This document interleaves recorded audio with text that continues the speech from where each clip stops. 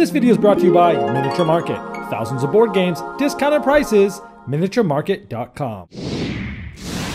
Hello my friends, it's the Game Boy Geek here, and today we're going to be building our very own theme park. But not just any theme park, we're going to be building a dinosaur theme park. Our dinosaurs are going to be running around in different exhibits, bringing more people in, but watch out because they might be eating your patrons if the security level's not high enough. Now today we're going to be taking a look at Duelosaur Island. This is based off of the popular Euro-style game Dinosaur Island, and this is a two-player only version of this that has dice drafting, some different mechanisms, and there's a lot of things different from the main game, but a lot of things similar as well.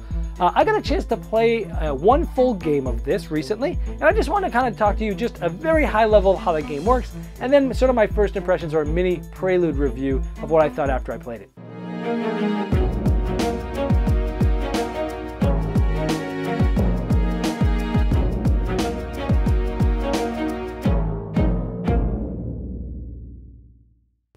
Duelosaur Island is a two-player game where you're trying to have the most visitors once the end of the game is triggered, which is a certain amount of visitors depending on whether you're playing a long game, short game, or medium game. The first player will take 5 of the amber dice and roll them, and there's a lot of dice in the game and not all of them are used each game, and from what I've also been told, you can actually mix and match some of the dice from the original Dinosaur Island with the ones here.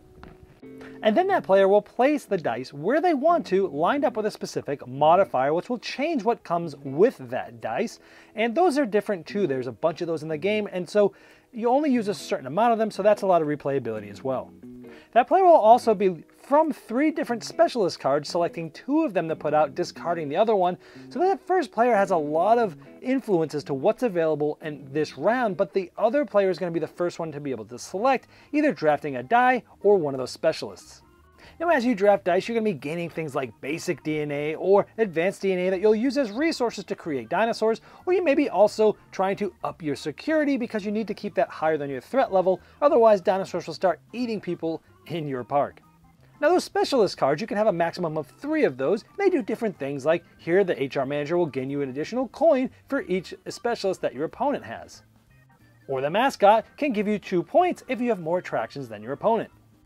Or the sales manager will allow you to discard a card to gain an advanced DNA of your choice. Now you'll be gathering different cards throughout the game, and during the build phase you'll be able to build things in your park. For example, the top half are dinosaurs. And you could build like this one, the Velociraptor. It takes a certain amount of basic and or advanced DNA in order to do that. You spend those as resources and you can build it and put those Velociraptors in there. There's different types. This one is a small carnivore, denoted by the red box in the text here. And they bring up your excitement level a certain amount, and of your visitors it brings a certain amount of those as well. But on the bottom side, there's our different attractions, and this one here is a food attraction, and you'll gain +1 coin during your income phase each time you have one of these food items in your park. But not all the dinosaurs are hard to get. There's some starter ones that you get that are a little bit easier to help you get the game going. Now during the beginning of each round, you're going to get a certain amount of money depending on how exciting your park is and such, but you're also going to be able to draw cards. Everyone gets to draw 1 card, but for everyone that has a first aid station, like shown on the bottom card here, as an attraction, you'll be able to draw an additional card. So with food places, you're going to be getting more money. With merchandise places like this, you'll be getting more cards, which give you more options. And when you build those dinosaurs, they'll go on the top of your board as shown here, and when you build attractions, they go on the bottom board as you see there, and the specialists go on the right side. You can hold up to 3 of those. And this is how the game would look like when you're set up with the 2 players facing each other with the boards in the middle. Now in the 4th phase, you go through the visitor phase, and you're going to be comparing your threat level with your security level. And for every one that it's off, meaning your threat is higher than your security, 2 of your visitors get eaten. Now what's interesting is the die that was left over during the draft phase increases the threat a certain amount. So depending on where you're at, this case it was 2, it increases your threat by 2, so now it's up to 6, but your security here is only 5, so you actually would lose 2 visitors, showing that going down on the visitor track, which essentially is your score. And then at the end of the round, the player who has the lower excitement level gets to first pick a PR bonus, which will be from where the PR token is, or to the left of it. And this PR token will go to the right once each round, so as the rounds go on, the actual options become greater, but wherever that first player takes that, the other player can only take from the left of that. So you can sort of decide what you allow the other player. Of course, they get more powerful as they go to the right. And once the certain threshold of visitors is met that was set at the beginning of the game, short, medium, or long, the game will end, and each player is going to score points for their dinosaurs. They'll score the amount of visitors shown on each of the dinosaurs. Also, some of the attractions also will have visitors in the bottom right-hand side of those, but you'll also be able to score sets for the different attractions. Each set of 3 different attractions are worth 4 bonus visitors. And then there's certain specialists that will also integrate with some of your cards and be able to score you points as well. And then whoever has the most is the winner. All right, well, first of all, this game has much quicker setup than the base game. The base game has lots of coins and cards and tokens and just stuff everywhere, and it's kind of a beast to set up, where this can give you a similar feel if you're playing with just 2 players, and it's very quick to set up. So that's a huge plus. You just pull it off the shelf, boom, you can just set up really quickly. You know, the base game played great with 2 players, it was fine, but this is like designed for 2, and I always love games that are designed for 2. I like how in the different rounds, one player is setting up the dice. They're putting the dice, they're putting the little tokens as to what those tokens do along with those dice, and they're setting up which the cards, which ones go there. But then the other one chooses first. So I love that sort of like I'm splitting, you choosing type of thing. A very good thing to keep things balanced as how they come out and offer different things for different players, and I like that. I always love multi-use cards, and this had those, right? Whether you're going to be using them for the dinosaurs, whether you're going to be using them for the, you know, the exhibits and things like that, points at the end. So I love multi-use cards, and they worked well here.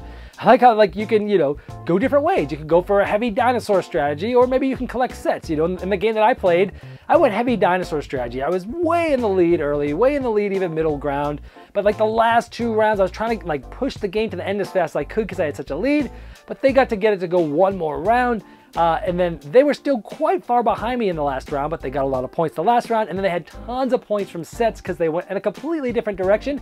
I thought that was really cool how we went in 2 completely different directions. I was crushing them, and they came out and ended up beating me by like 3 points, and that was really cool.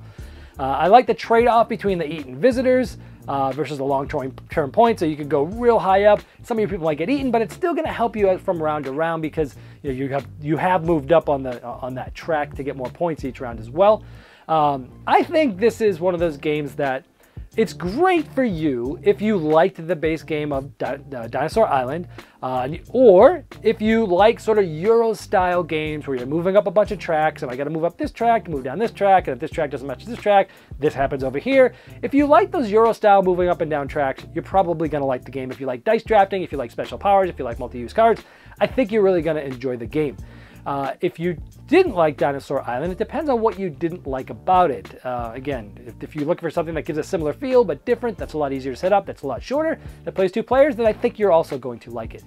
I enjoyed the game. For me, I typically enjoy games that are less pure sort of moving up and down tracks, especially with 2-player games. I like them to be sort of just different feel than the Euro style. So this one didn't hit me as hard as some of the other 2-player games I've played. It's not a bad game. I like the dice drafting. I liked all the things that I just spoke about, but I'm not as hot as moving up and down tracks. So it does have that similar feel to the base game, which was, again, I enjoyed, but it's not one I go wanting to play all the time because I don't particularly personally like moving up and down tracks. So this has that. So I prefer, you know, different type style of games, especially for 2-player tactical games.